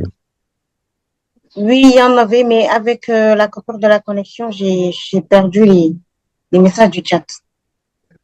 Oui, parce qu'il y a quelqu'un qui voulait prendre la parole, qui s'appelle Seydou Mbaye, un Sénégalais qui est à la NASA, qui voulait Oui, intervenir.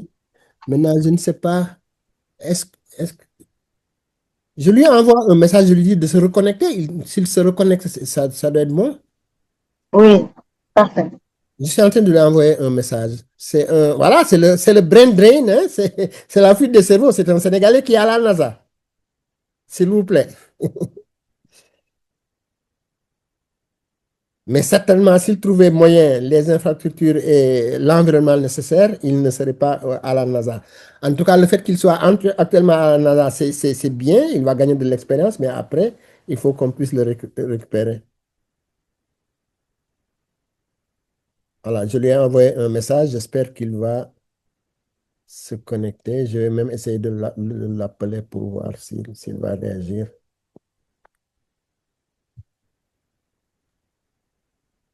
Parfait. Sinon, entre-temps, Oui. s'il y a d'autres qui veulent poser des questions, Seydou? Il y a une Seydou, question dans le tu chat. peux te reconnecter, s'il te plaît, pour poser ta question, tu peux te reconnecter ou bien...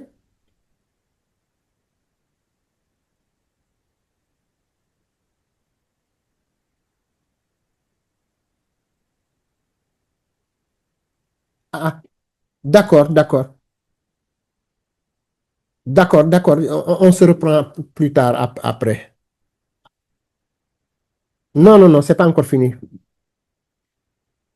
Voilà, reconnecte-toi, mon cher, reconnecte-toi. D'accord, reconnecte-toi, on t'attend. Seydou. Alors, Maguette Seydou Mbaye de la NASA, un Sénégalais, il est en train de se reconnecter. En attendant, on peut prendre d'autres questions. d'accord. Sinon, il y a une question dans le chat. Il Mhm, dit, mhm. l'arrivée de Starlink ne va-t-il pas tuer les ambitions du Sénégal? Je ne pense pas. Je ne pense pas personnellement. Pensons à nos parents qui sont à Fongolimbi, qui sont loin, loin, loin, loin, là où il n'y a pas la fibre optique, là où il n'y a pas d'Internet. Si l'État peut faire en sorte que, au fin fond du Sénégal, que les populations puissent être connectées, ce sera une excellente chose.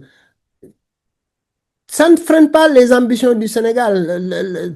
Nous ne travaillons pas seulement sur la connectivité. Et de toutes les façons, on y arrivera un jour. Mais en attendant, Réglons les besoins des Sénégalais.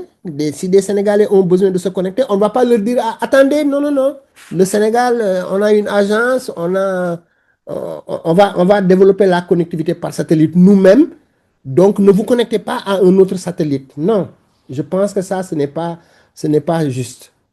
Il faut qu'on donne l'opportunité aux Sénégalais, où qu'ils se trouvent, si c'est possible, de pouvoir se connecter.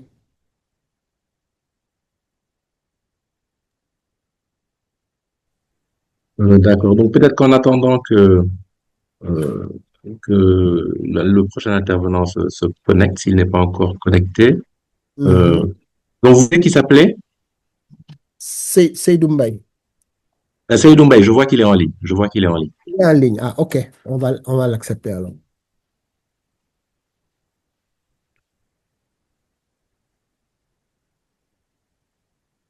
Monsieur Mbaye, est-ce que vous nous entendez? Oui, je vous entends bien. Seydou, Oui. bienvenue. Professeur, comment allez-vous? Ça va, alhamdulillah. Alhamdulillah. Mhm. Ravi de t'entendre. Je me présente, je suis Dr Seydou Mbaye, je réside aux États-Unis. Je suis chercheur avec la NASA. J'ai eu le plaisir de rencontrer le professeur quand j'étais au Sénégal en septembre-octobre de l'année dernière. Je voulais juste dire que j'ai suivi avec intérêt ce que vous présentez, ce que vous avez présenté, et c'est en phase avec ce que un de mes collègues et moi, on est en train de travailler dessus. Je ne veux pas encore entrer dans les détails profonds. Mais c'est un projet de 12 nanosatellites qu'on prévoit de proposer. D'ailleurs, on en parlait avec la DES, Rosso et Véronique, et avec les gens de la SATNAV. Euh, Quand on va finaliser, peut-être qu'on pourra faire un appel et je peux présenter ça, vu qu'on est dans les phases conceptuelles. Mais c'est un projet de 12 nanosatellites et l'idée, c'est que c'est pas quelque chose qu'on va importer au Sénégal, c'est quelque chose qu'on veut faire l'intégration au Sénégal et lancer peut-être depuis le Sénégal, mais ce sera pour flood monitoring. Comment on dit ça encore en français? Monitoring, suivi, Ouais, suivi des inondations. des inondations, flood Ouais, monitoring. flood monitoring et autres. Faudra aussi excuser mon français, ça fait 18 ans que c'est à peine si je parle français. Donc, en tout cas, quand on aura fini, je vous ferai signe et peut-être on peut organiser un talk et j'amènerai Guillaume, le docteur Black, qui est mon partenaire sur ça, et on peut en parler davantage. Mhm. Mhm. Mhm. Ben, vous voyez, merci beaucoup, Seydou. Merci beaucoup. Ça me permet de revenir à la question qui a été posée. Est-ce que l'arrivée de Starlink ne va pas tuer nos ambitions au Sénégal? Non. L'arrivée d'autres technologies, nous, on est preneurs tant que, au moment où ces technologies arrivent, nous avons des problèmes qu'elles peuvent résoudre. On prend. Mais ça ne nous empêche pas, nous, de continuer à déployer tous les moyens qu'il faut pour assurer notre indépendance technologique. Mais ça, ce n'est pas du jour au lendemain. Et c'est heureux d'entendre un Sénégalais qui est à la NASA et qui nous apprend tout de suite sur le vif qu'il est en train de travailler sur un projet de 12 nanosatellites, certainement qui seront en constellation et, et, et qui vont résoudre beaucoup de problèmes. Beaucoup de problèmes. Des problèmes d'accès à des données, mais aussi des problèmes de formation, de transfert de savoir-faire. Avoir un Sénégalais qui est à la NASA, c'est une aubaine pour nous. Merci en tout cas, Seydou. Je vous en prie. Merci pour l'invitation. Merci. On se reprendra.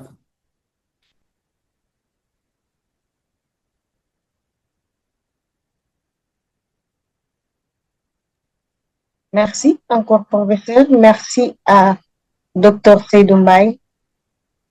Très intéressant pour nous aujourd'hui de voir un Sénégalais au NASA. Merci d'avoir pris votre temps tu participé à ce séminaire? Ah, Maguette, il y a dans le chat là, il y a quelqu'un qui habite derrière Fongolimbi qui a réagi. Oui, j'allais vous lire ça, professeur. Il Oui, habite derrière Fongolimbi et pour lui, l'arrivée de Starlink est une aubaine. Cependant, le coût, je trouve trop exorbitant. Alors je pense qu'on doit développer nos compétences et on pourra proposer avec des coûts moins chers pour nos parents. Mais je crois que le gouvernement du Sénégal a un programme de subvention de certains coûts. Parce qu'on parle, je ne sais pas combien encore, de connecter combien de Sénégalais. Et je crois qu'il y a un programme. Effectivement, le coût est élevé, mais c'est à prendre si vraiment le gouvernement y met de la subvention. C'est mieux que rien.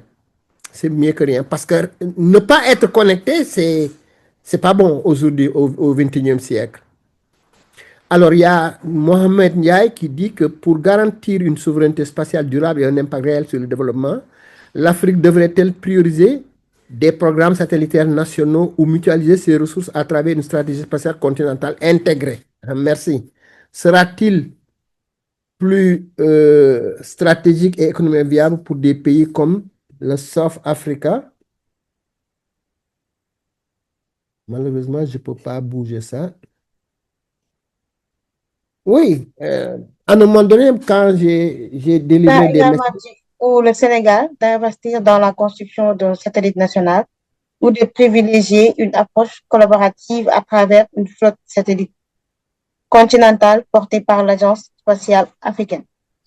Il a également dit quels seraient les avantages, les contraintes techniques, financières, géopolitiques de chacune de ces options. il faut un peu de tout pour faire un monde. Il faut à la fois développer des infrastructures nationales, mais aussi s'engager dans un partenariat régional, sous-régional, continental pour développer des infrastructures communes. Ça dépend des besoins et des contextes. On ne peut pas dire, OK, nous, on ne fait rien, on fait ensemble avec tout le monde. On attend que tout le monde vienne, on va faire. Non. On va pour le moment faire ce qui est bien, ce qui correspond à nos besoins et nos moyens, tout en faisant la promotion de l'unité africaine pour l'espace. N'oubliez pas que nous sommes membres de l'agence africaine, l'agence spatiale africaine. Le Sénégal est membre. Tous les pays africains sont membres de cette agence-là. Mais nous avons des besoins spécifiques. Si vous voulez assurer, par exemple, le suivi des inondations, si vous voulez assurer, je ne sais pas, on a une infestation de criquets pèlerins, vous voulez suivre ce phénomène-là au Sénégal.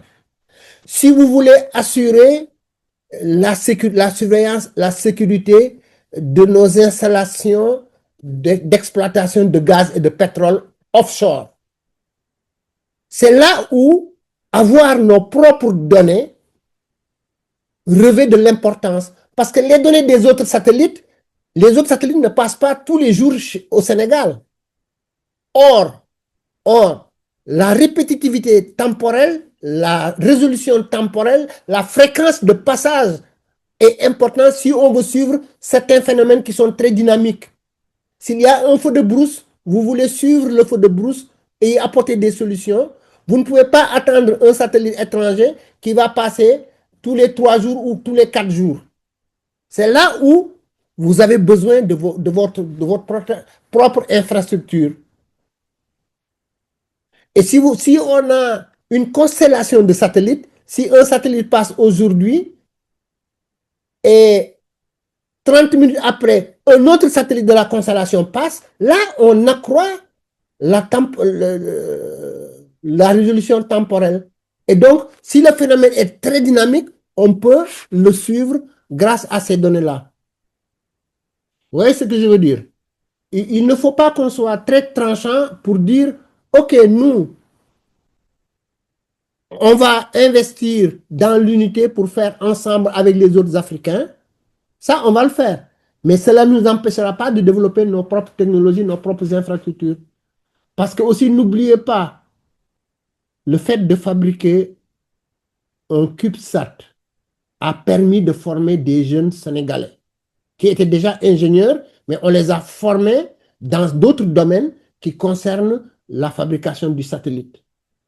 N'oubliez pas, l'activité de fabrication est une activité de formation et de recherche. D'ailleurs, eux, ils étaient formés à Montpellier, au CESUM, au Centre spatial universitaire de Montpellier. C'est dans le cadre d'une formation qu'ils ont été formés, qu'ils ont fabriqué le CubeSat. Donc, il faut que les gens se mettent à la tâche. Parce que ça aussi, le développement de ces capacités-là peut déboucher sur le développement, la mise en place de start-up, de savoir-faire. Et si le Sénégal a de l'expertise, c'est de l'expertise qui peut être utile pour créer des emplois ici au Sénégal, mais de l'expertise aussi qui peut être vendue, qui peut être monnayée ailleurs. Et c'est pourquoi, d'ailleurs, dans tous nos programmes, il faut que les universités y soient des parties prenantes. Il ne faut jamais isoler nos universités. Il faut les mettre dans la boucle. Tous les projets, tous les programmes doivent avoir une composante formation, recherche, développement, renforcement de capacité. Parce que c'est des technologies qui évoluent très, très vite. On peut très vite être largué. Donc, moi, c'est ça que je voulais ajouter. Les réponses ne sont pas aussi simples. Quand on a lancé Gainesat, j'ai vu quelqu'un réagir sur les réseaux sociaux pour dire, mais pourquoi ils l'ont fabriqué à Montpellier? Pourquoi la fusée qui a lancé notre satellite n'est pas une fusée nationale? C'est bien d'avoir sa fusée nationale, mais est-ce qu'on va attendre de l'avoir avant de lancer notre satellite? C'est ça, la question est là. Mais ça ne nous empêche pas de travailler pour avoir nos propres infrastructures et des infrastructures aussi qui seront des infrastructures communes à l'Afrique.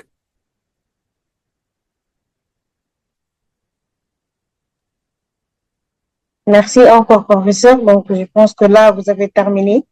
Là où docteur Seydou Mbaye a réagi dans le chat en disant aussi, pour résoudre le problème de la fuite des cerveaux, il faut qu'on puisse proposer aux jeunes Sénégalais les mêmes opportunités qui existent ailleurs, c'est-à-dire la fabrication, l'intégration, la gestion de données, etc. Voilà, voilà. Si vous formez des docteurs et que vous n'avez pas de plateau médical où ils puissent s'exercer, ce docteur-là risque d'aller dans un autre pays.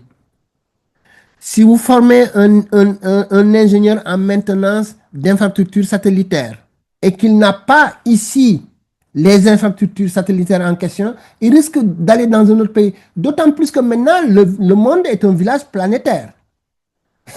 Les Américains, la NASA, l'Agence spatiale européenne, les Chinois, les Indiens, mais ils sont au courant des expertises qui existent ici ou là. Mais ce n'est pas un problème. Il nous faut... Et d'ailleurs, il y a une bonne chose dans la fuite des cerveaux qu'on ne dit pas.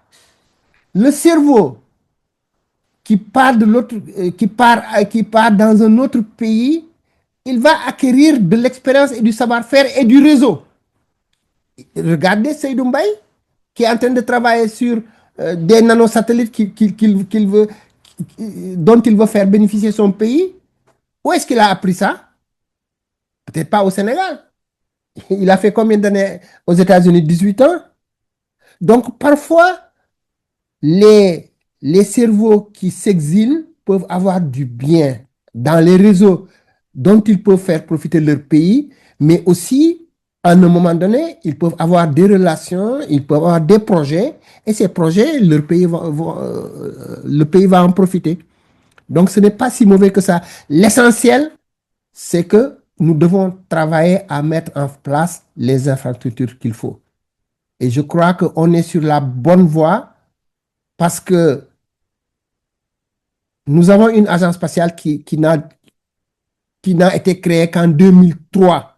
Pourtant, nous, les acteurs, pendant très longtemps, on faisait le lobbying pour que le Sénégal se dote d'une agence spatiale. Mais à l'époque, les gens se disaient, mais qu'est-ce qu'on va faire avec une agence spatiale? Nous, on a faim, on a besoin de se soigner. C'est que les gens ne savent pas que l'espace, le spatial donne à manger. Le spatial sauve des vies. Le spatial permet de mettre en place une agriculture intelligente. Le spatial permet l'adaptation au changement climatique. Mais ça, je crois que de plus en plus, avec la caravane de l'espace, mise en œuvre par l'Agence spatiale du Sénégal, pendant 36 jours, cette caravane a fait le tour du Sénégal.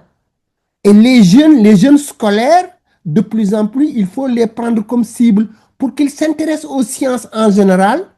Et quand ils vont grandir au lycée, au collège, au lycée, quand ils vont venir à l'université, ils vont embrasser des études scientifiques et en particulier les études dans les sciences spatiales.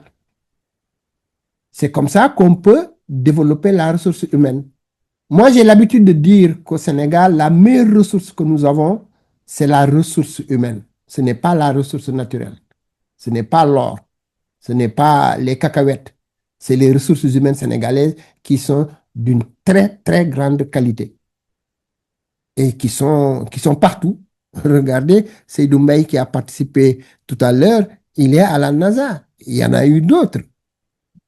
Et donc, je pense que continuons. En tout cas, votre laboratoire, moi, je pense que je ne vous remercierai jamais assez parce que discuter de ces questions-là, mais c'est extrêmement important parce que ça participe à la sensibilisation.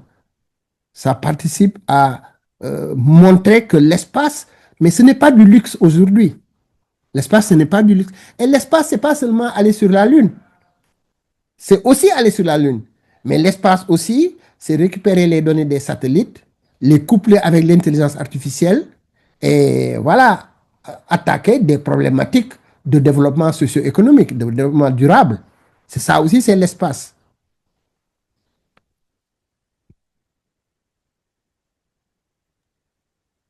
Merci encore, professeur. Nous sommes arrivés au terme de ce séminaire. C'est On peut moi. vous donner un mot de la fin Oui, avant de alors clôturer. le mot de la fin, c'est juste encore une fois vous remercier pour l'opportunité que vous m'avez donnée pour intervenir sur ce sujet-là. Alors, je vais mettre au propre un document que je vais vous transmettre pour vos archives. Encore une fois, bravo. Merci beaucoup. Merci, Maguette. Merci, cher collègue Amadou Siré-Sall. Voilà, et merci à tous les participants. Merci, professeur. Merci encore infiniment pour ce séminaire très riche. Donc, nous arrivons à la fin de ce séminaire et je tiens à remercier chaleureusement encore le professeur Souleywatt pour cette intervention riche et inspirante. Votre expertise en géomatique et en spatiale africaine nous a offert un éclairage unique sur l'histoire, les enjeux, mais également les perspectives pour le continent. Merci également à toutes et à tous pour votre attention et vos échanges qui enrichissent ce dialogue. Merci au laboratoire LASPAT de nous avoir donné l'opportunité de parler sur des enjeux du spatial. Merci. Merci beaucoup. Merci, Maguette. Merci beaucoup. À bientôt. On reste en contact. Merci. Merci, professeur. Merci.